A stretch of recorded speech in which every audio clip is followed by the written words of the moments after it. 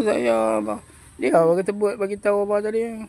Jadi saya pun teringatlah juga lapi-lapi anak-anak dulu yang duk pi ulang rumah apa rumah tu lah ada kawan masa tu lah.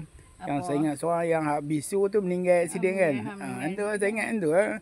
Lepas tu abang daripada dia tu apa nama tu? Zun. Oh Zun. Di mana duk mana? Dia sedih nak duduk lah tu dia duduk belah latar-latar lah. Oh dia duduk sedim apa sana? Apa belah orang kata Belah yang sebelah tu satu lagi tu apa belah cakok-cakok apa si apa baling mana tu? Kat Su. Geng Kori tu kan. Kori meninggal dah. Kori meninggal? Allah Akbar. Mak dia ada lagi?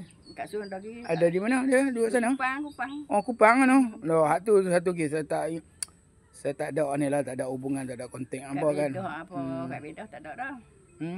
Apa ni apa dia? Tu tahu. Dia apa kira mana? adik lah.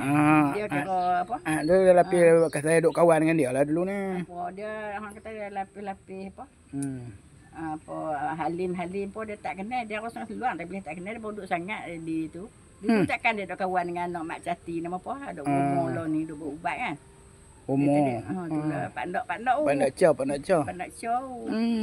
Dia takut tak kenal kata hang duk Tak kenal. Dia seluar duk masuk dia tak ni. Kami pergi ngobrol kali dengan dia lah. Oh gitu ke? Dia bawa Nah, dia kata aku kalau benci kau nak buat hang kat. Oi hang seorang susah dia kata. Dia bawa tahun bila pergi? 2003. Oh, pergi umrah. Umrah dia. 2003.